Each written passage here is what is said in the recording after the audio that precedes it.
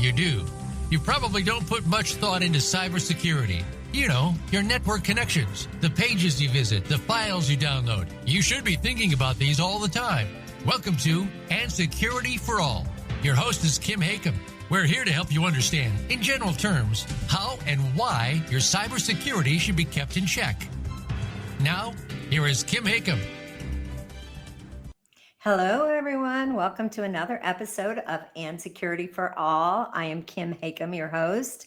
So, first off, I think we might officially be in fall. I am in the Midwest and it suddenly is chilly. So, welcome to fall for all my Midwest people and East Coast people. Speaking of East Coast, yesterday, October 20th, the digital world hit a little bit of a pause, maybe not a little bit, maybe quite a bit of a pause, a widespread outage over at AWS, Amazon Web Services, rippled across industries, knocking out everything from major apps, payment systems, to cloud-based business tools for hours. I know our organization, we had a few things that happened yesterday. We had organizations and consumers alike were reminded how interconnected and dependent our lives have become on a handful of digital platforms. It wasn't just an inconvenience, it was a big wake-up call. A single disruption in one AWS region reminded us how fragile modern infrastructure can be and how critical resilience, redundancy, and strategy are in today's digital ecosystem. So today we're going to unpack what we know happened or what really happened during the outage. I don't think everything's quite clear yet, but it exposed our dependency on cloud services and lessons we can all take from it. So whether you're a technology leader out there, a cybersecurity practitioner, or just a business owner, a business decision maker, we have a lot to unpack in today's show. So today, my guest, I'm super excited about her. I met her at our recent San Diego cybersecurity conference. She is a former U.S. Army officer, always excited to meet veterans. Being I served in the Navy, it's always great to meet fellow veterans. I have Tahjar Roamartinez. As I said, she was an Army officer, and she's a very accomplished cybersecurity leader with extensive experience in IT governance, risk management, cloud security. She's worked across public and private sectors, helping organizations strengthen their cyber resilience through crisis, implement secure, scalable technology. She's has a vast array of cyber knowledge. So I'm excited to have her on the show today. Welcome to the show, Tahjar.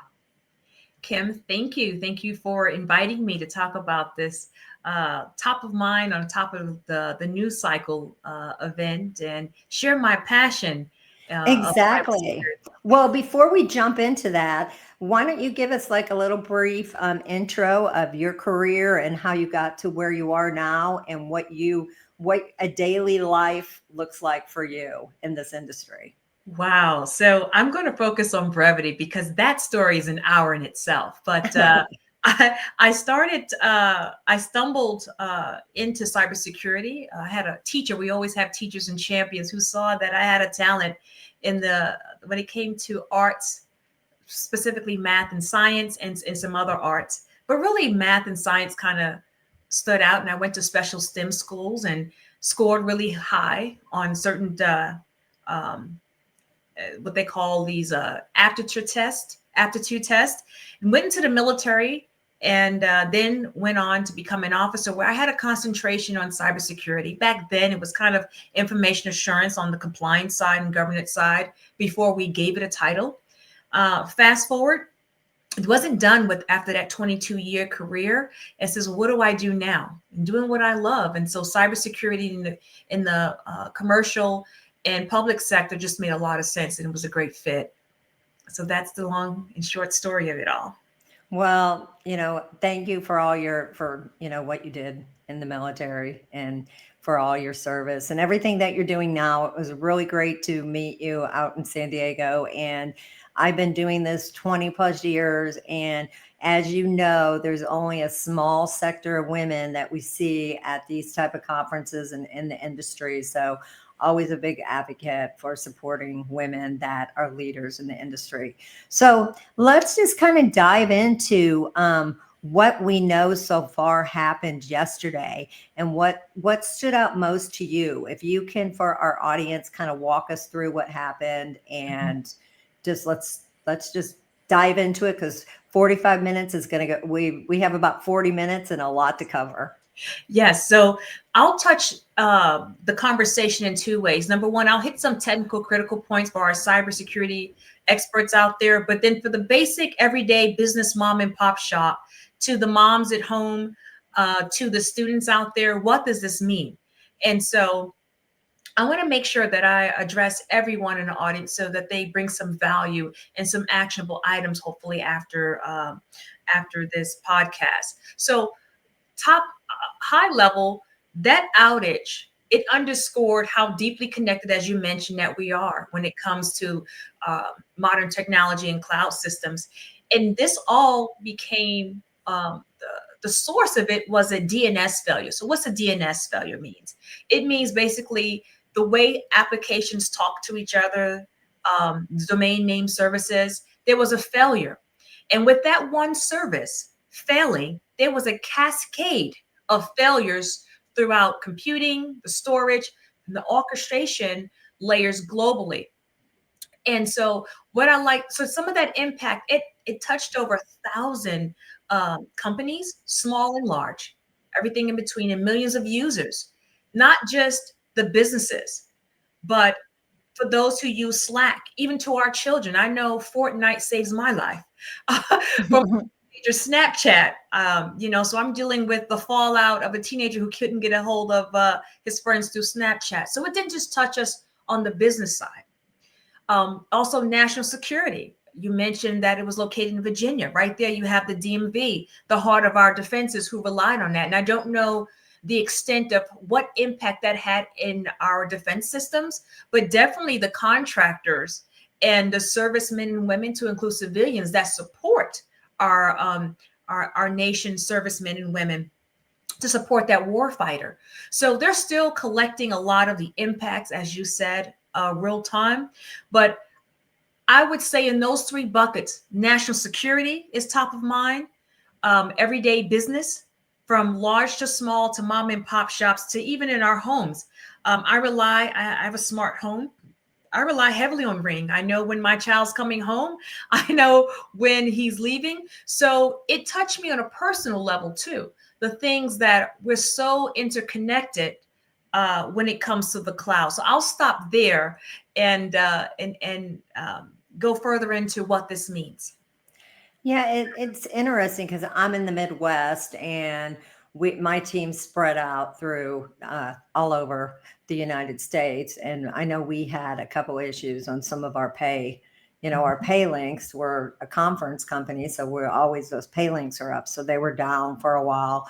So that's and I have a daughter who is out of the country right now, and she is a Fortnite player. I would have heard it from her if she had not have been at work. But so I didn't really know anything was going on, because we're all just, doing our day-to-day business. So for listeners who don't follow cloud operations daily, how does a single AWS region, outage ripple across the internet?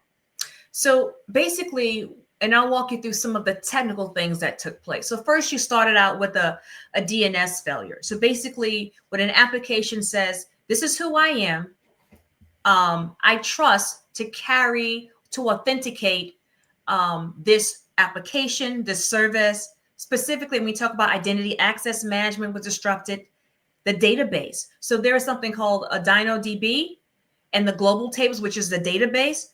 That's where the cascading happened. It didn't just happen at the authentication layer to say, yes, I know who this is, trust, and send these packets across the network, right? So it cascaded to other failures, to the databases saying, I'm not understanding. Then you had the system that continues to try to attempt to connect, to authenticate. And so you have a backlog, you have a bottleneck.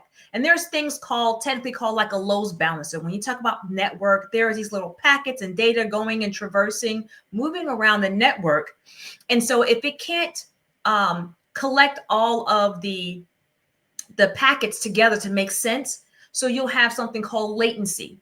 And what happens is there'll be a bottleneck at these endpoints.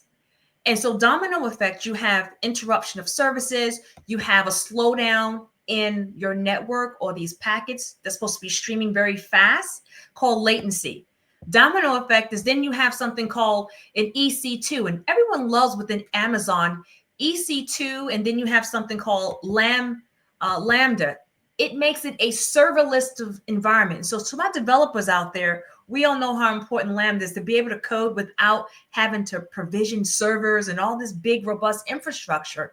A lot of companies, big and small, when I say small, I'm talking from private, small and mom and pop shops to large cap companies that are north of $10 billion. They rely heavily on these AWS cloud environment because it has efficiencies, because it's very thin. You don't have to spin up a whole server, a whole network. And so the whole infrastructure is heavily relied upon. And because AWS does a great job being a one-stop shop, that's the key thing. It's a one-stop shop, which also means a central point of failure. So if something goes down, not only will your network go down if you were relying on it for like server services, if you were a coder, if you were using it for your database, for your backend, for your monitoring like CloudWatch, all of these things started to cascade and fail. And we're talking over 100 and I believe 16 services that was impacted. So did this incident, 142, sorry. So did this incident surprise you, or is it something many in the industry just eventually expect? So not too long ago, there was a vendor, I'm not going to say their name, that they had an update that took down many critical services. And it impacted Microsoft's environment. So the one thing I did share with them right before it happened, they rolled over 2 critical services into the AWS. At that time, it impacted all of Microsoft's environment. And that customer that I had, or that client that I had at that time, was saved because all their critical services was in the AWS environment. So what people should do is not have only one cloud provider. You should have at least 2, 3 would be great. So that way there's not a central point of failure. You split up some of those critical assets, some of those critical processes in different vendors. So that way, when something like this happens, you can fall over and have another option to continue operations. So let's just for a few moments, because again, we have a lot to cover in a little Yes. time. Let's talk about understanding digital dependency and Mhm. how dependent have organizations become on like AWS and a handful of other cloud providers. So when we talk about dependencies, I kind of spoke to it. It goes just beyond our everyday functions we do at our jobs. So for example, within cloud, if I'm in the IT profession or if I'm in a company, all of my services, or at least the key critical parts of my services, may be hosted in AWS. It may be an application. It could be a website. The way I'm doing my financial transactions, you kind of alluded to that, for those applications that are built in the AWS environment, knowing who your third parties are and how the data is connected, who's all supporting your day-to-day operations, from payroll to where you're keeping your invoices, even your email, who's hosting your email. And you just see, oh, it's Outlook, but you don't know the third-party vendor that may be providing from your team collaboration tools, your chat tools, even your website where people are doing e-commerce transactions. They're buying inventory from your company. So what that means is, and that's just on the business side. And then for those who may be within your job, you are in a marketing place. So you may use a lot of AI tools like Perplexity, if it's authorized, which is an AI function a lot of marketing folks are using. They may be using different type of tools to draft email content and push content. So the backbone, the common denominators, they're using the backbone, which in this case was AWS, to do all of its global continuity. So even though the impact happened or the target was in Virginia, it impacts your clients globally, because if your website went down, if your invoicing went down, if your payroll went down, like you said, Kim, you have people all over the United States that support your team.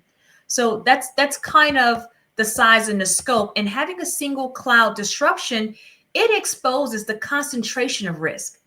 And it makes you have to stop and say, where are all my third-party dependencies and where are my blind spots? So this is good. This is good to say, okay, what do we do now? Yeah, and that's a topic that is always discussed at our events for those that may be tuning in for the first time. FutureCon is my primary business. We put on cybersecurity events all over North America.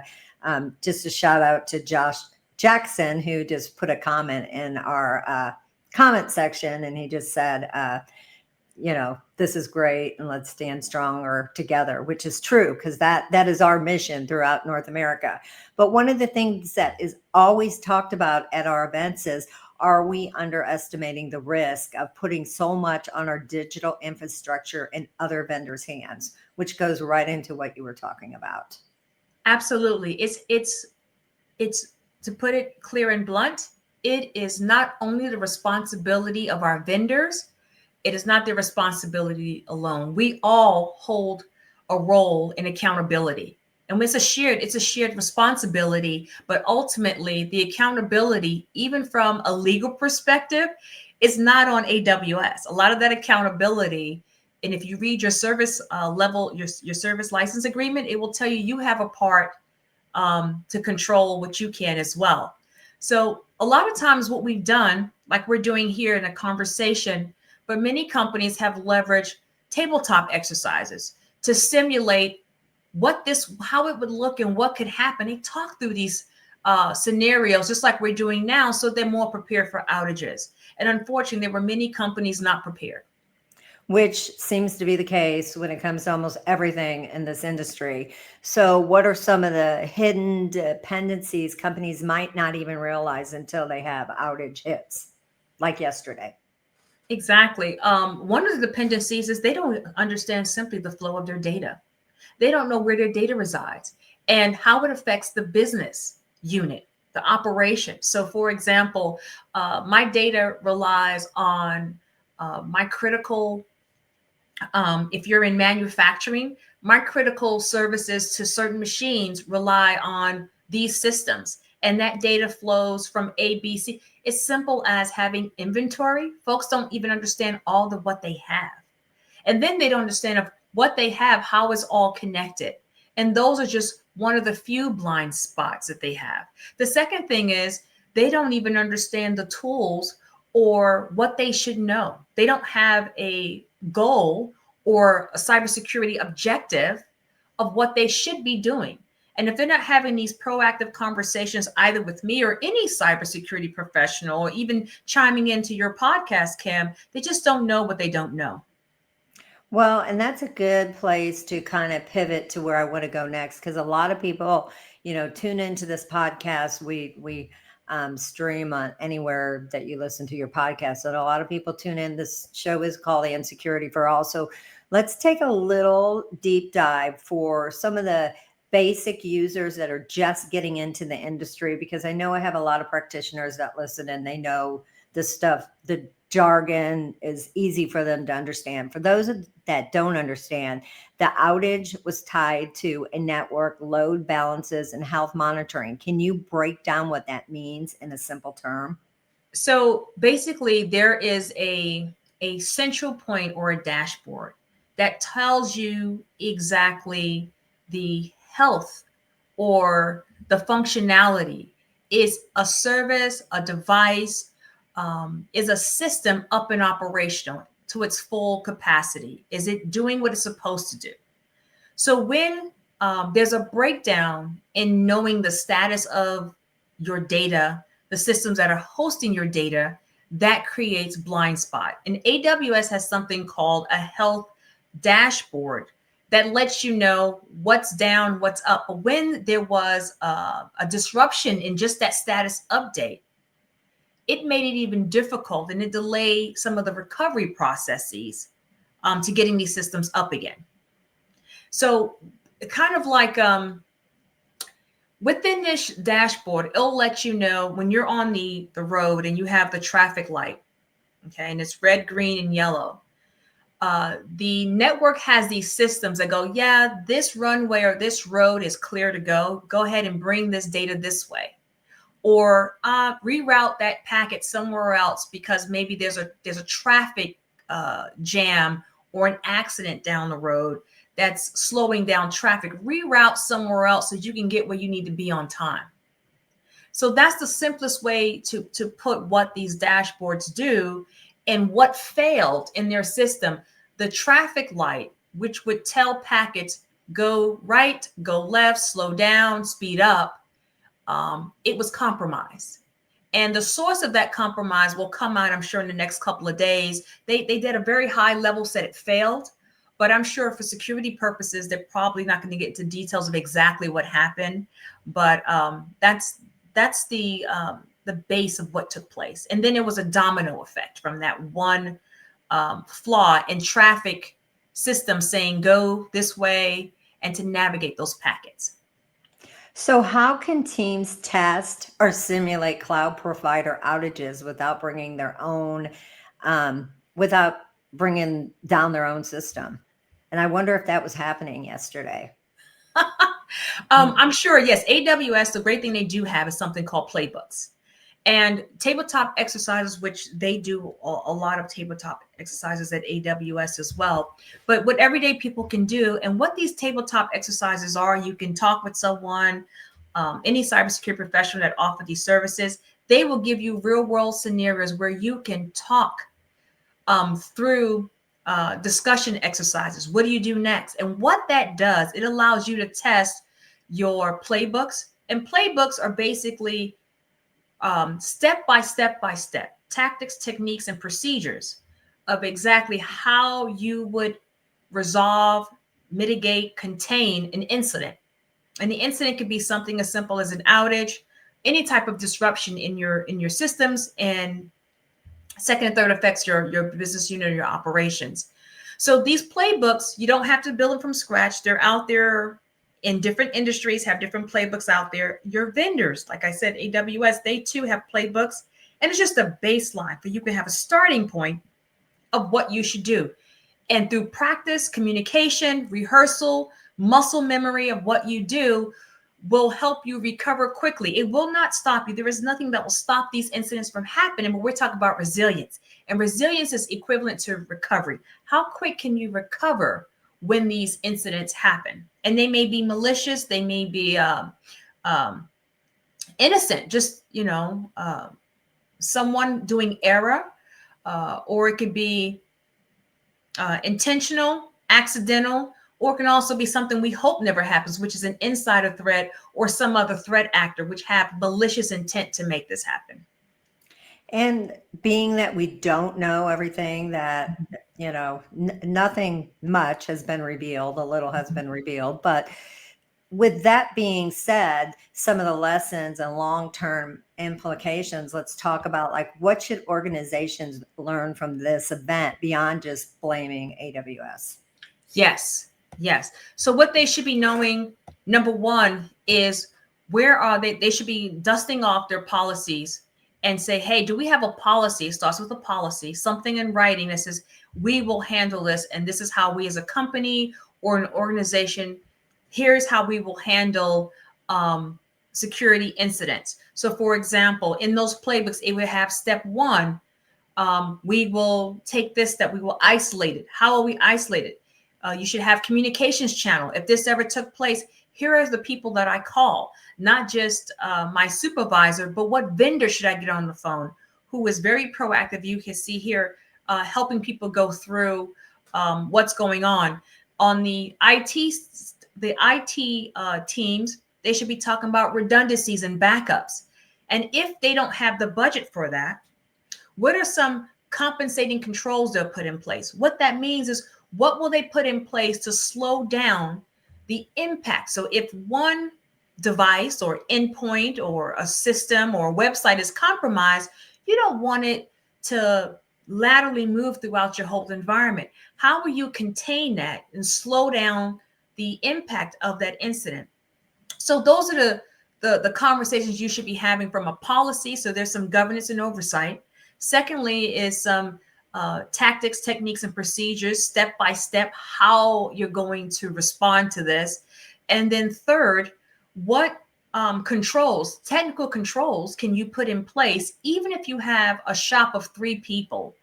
What can you do? Can you get services that make sure they have 2-factor authentication? So for example, someone is to just do a username and password, right? There's another device that will require authentication. It could be a PIN number to your phone. It could be an application that has a one-time passcode. So these are different layers that you can implement no matter where your budget is. You know, if you have a bigger budget, you can do more. But for someone who has a budget from $50, that's just you taking additional steps in how you work to recover quickly. So for example, you're not going to do simple things like have passwords laying around. That costs nothing. That doesn't cost you anything to fix that. You may not have, you may require your team of 3 to change your passwords over so often. And again, 2-factor authentication, there are free apps out there that require a digital code that comes from your phone or a smart device, in addition with something you know. More robust is you have a backup plan. So if you at home have Google storage, everything is not in Google storage. Maybe you have Dropbox, where they have some other higher security built in. Even HIPAA compliance is something like that. So that's kind of where you can go from a small 0 budget to you have a budget to put some security controls in place to mitigate and minimize some of these risks. So do you think, I mean, we see this happen all the time. We're a little over 24 hours from the incident happening. Life is busy. Security teams are small. Budgets are small. My show last week, we talked about burnout. Do you think people, I mean, how do we make a change where people are going to realize this could happen to me? Because I think the majority of people out there still are under this false illusion that nothing's going to happen to our organization, and then people start worrying about it when it happens. So what's it going to take? What's the wake-up call going to be? Well, hopefully this is the wake-up call. Of all the times to have this happen, to our threat actors there, they realized a great use case to target a great impact, not only to our national security, but to our business and our bottom line. You have the holidays coming up, and money is a driver of a lot of these attacks. So now what it highlighted was, or reinforced, some vulnerabilities that can be exploited and a use case on how. So what does that mean? Well, the first thing you got to do is educate yourself. And that education can be from podcasts like you have here, Kim. There's a lot of great resources that are in the defense, homeland, government agencies of what you should do and what's your next steps. And if you have the budget, have a consultation with a professional who can tell you what your options are. And they can at least tell you what your options are and even help you prioritize that along with your budget.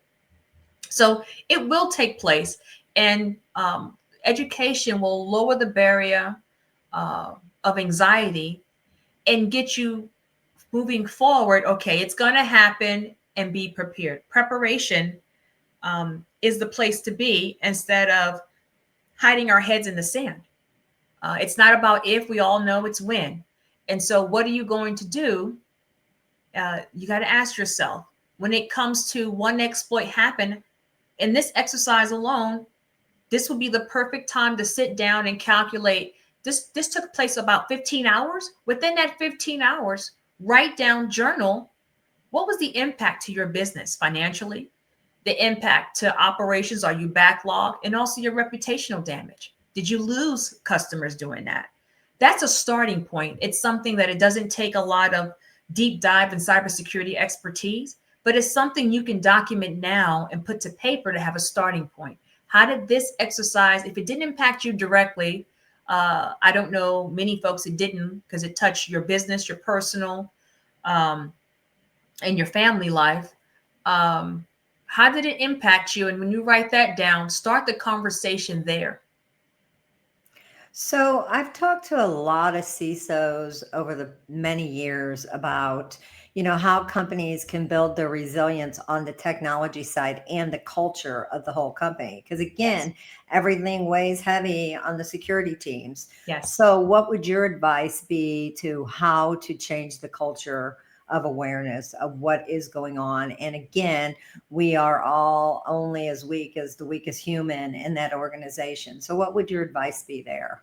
Well, the first thing to my other cybersecurity experts out there and those who desire to get into this profession is understanding the modern CISO or CISO, depending who you talk to. Some will say CISO or CISO. Mhm.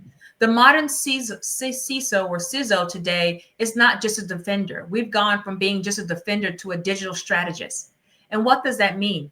So this role right now is evolved from being a technical gatekeeper to a board level risk translator. So you it's not just a technical conversation, but you really have to understand business, and you really have to understand operations and how to bridge the compliance, building resilience, and continue to innovate. Because anytime you're talking about this digital transformation, it's because folks want to innovate in their business. So we don't want to be a roadblock. We want to be an enabler. These technologies with controls in place is an enabler for business. It is a driving for business. With these tools, a small company of 10 can do what a company of 30 could do just 5 years ago, especially AI. And that's a whole nother conversation Mhm. with that. Communicating the risk appetite. So for example, I used to say, it's an old Texas term, no risk it, no biscuit. And so really understanding what risk in comparison to the return are you willing to take when you're approaching digital transformation, when you're approaching cloud computing and other technologies. So that's the first thing. Educate yourself. The second thing would be really understanding your business and then determining what's the risk that you're willing to take. And it cannot be a linear conversation. It needs to be a conversation that talks all across the board, your business unit folks, your technology folks. If you have executives, if you're a larger company, if you're talking with your executives, when I conduct tabletop exercises, I have all tiers from a board member, the C-suite. I also call them the squeeze suite. Those are your directors and lower VPs, and even folks at the help desk, all in the conversation, the tabletop exercise that can run between 3 and 4 hours. And that's a great return than having 2 to 3 days being down. So looking forward, what changes do you expect AWS and other providers to make after this? So number one, they will test more. The fact that the load balances, that one flaw in the DNS, having that cascading impact, they didn't predict that, which means they could have tested better, right? More tests, more scenarios to assess the resiliency of those systems, to check the independency of some of those services that were all relying on the DNS. How could they have segmented that or broken it down, deconstructed it more so that some of those services could have operated independently? So they're going to have a conversation of how could we put some more safeguards so it's not a central point of failure. And then if there is a cascading effect, it doesn't affect 142 services or 141 services. It stops at maybe 2 or 3. So that's a re-engineering conversation they have to have. But what we can't control, we can't control what the vendors do. But what we can control is that through our playbooks, for example, if your email goes down, you can say, we will communicate on text or some type of chat, or we will use a third party more secure app like Signal, so that if folks are usually sending updates or having conversations through email, have a backup and a backup to the backup for communication. Another talking point is if you have critical systems or assets, IP for those who may be in the startup world and they're building products, diversify where you keep all of those assets.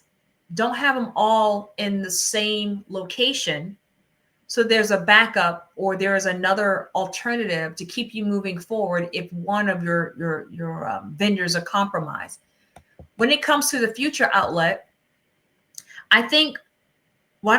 we should. What I know is that we can leverage AI to help forecasting with guardrails, right? So investing in systems and technology that will help with more forecasting when something is off in your environment, you can use AI to also help be a catalyst to help build your resiliency quicker.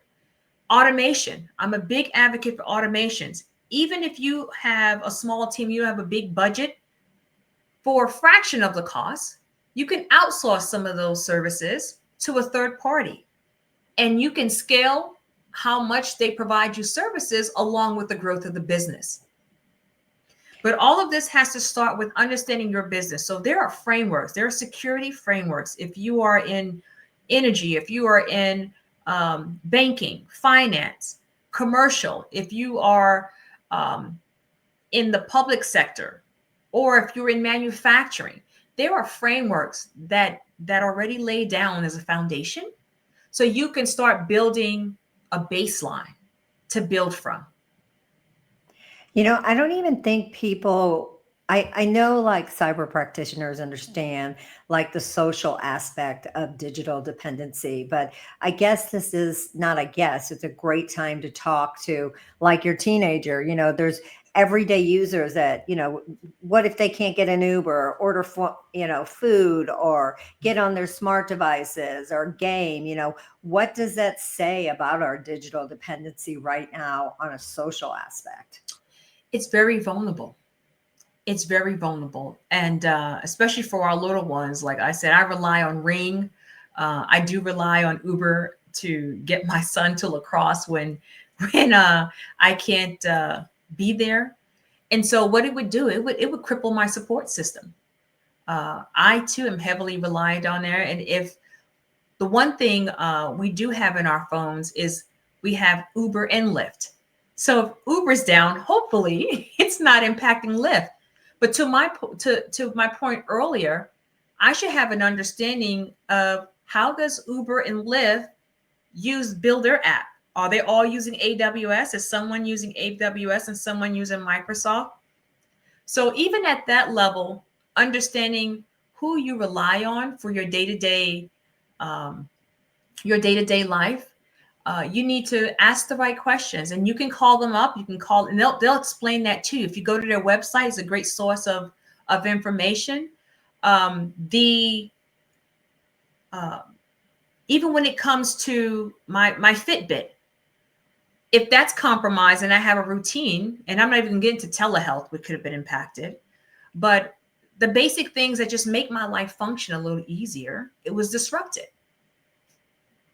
Yeah, I agree. I rely on all of that. Ring, Uber Eats. I mean, I have 3 different apps. I'm on the road all the time. I'm not cooking. So one of the apps are normally working, if not all of them, but Exactly. We are in a digital world. And so if you could, have one message for technology leaders after this outage, what would it be? So I would say in cybersecurity, and I'll put AI in that bucket too, because a lot of those systems are using AI, artificial intelligence in the background. Resilience is not about just avoiding the storm. It's about building systems that learn to adapt and continue to operate when the storms hit. So at the end of the day, life will happen. But what we can control is our resiliencies. How can we quickly recover? And then moving forward, how do we adapt very quickly? So you don't have time. So you say, okay, this is what happened. Moving forward to what you highlighted in the top of the podcast, how do we move forward? What's next? Another key point is you need to talk. So after this conversation, don't just let it stop at this podcast. Continue the conversations with your family. Come up with a game plan. So if your child is relying on our Uber app, practice these scenarios. Hey, if your Uber app doesn't last or your phone is down, how else are you going to communicate with me or let me know I'm stuck here and I need a ride home? If it's your younger ones who you got to keep them quiet with one of those I forgot that app these kids love. They play on the app, and it keeps your kid calm and quiet while you're driving through the traffic. Believe it or not, that is a safety, because if you have younger ones and they're not calm and collective in the back of the car, it's a distraction while you're trying to get from point A to point B, just on the basic level.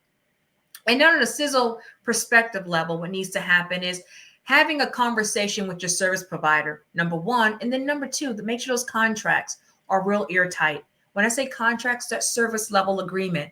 What is the expectation that's being communicated with the service provider, your organization, and legal to ensure there's accountability where it needs to be appropriate and gaps are identified. And then there's some compensating controls to close those gaps.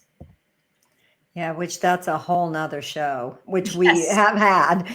But, we are coming to a wrap here. But Tahjar, tell our listeners how they can find you, and if there's anything else, like a last message that you would want to leave our listeners today with. So I'll start with the last note that I want to leave everyone with. So when it comes to what's the one thing, I love to say, what's the one thing? I love this book. You can check it out. Go Google it. The one thing that you can do to prepare for the next big disruption. What's the one thing each of us can do? So you need to map out and document, starting what happened and how are you impacted. Write it out. And then map out, document that, write it out. What are all the support dependencies that you need to function in your everyday life, in your work? And then where you see there are gaps, start having conversations. You could have a conversation with me. You can find me at www.cyberfighters.net. And we can continue the conversation. But so that way, when you sit down with a professional, you have a goal in mind of where you're trying to go. And then they can partner with you to get you where you want to be, keeping budget in mind and how you function, and communicate your plan.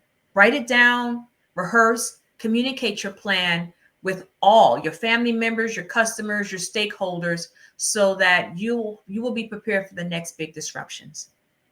Well, thank you, Tahjar Roamartinez, who is the CISO over at Cyber War Fighters. Did I get that right? Yeah. Correct. So yes. Thank you so much for spending this last 45 minutes with us. Love to have you back on the show. See you at another show in the future. Love to have you join one of our educational panels. So it was so nice having you here today. And for our listeners, thank you so much for tuning in to today's episode. For those of you that are regular listeners, we have shifted our podcast. We are doing the majority of our podcasts on Tuesday afternoons, but you can catch this podcast on any place that you like to listen to your podcast. Thanks again, everyone. Enjoy your week. Stay safe, be secure, and we'll see you next week. Thanks, everyone.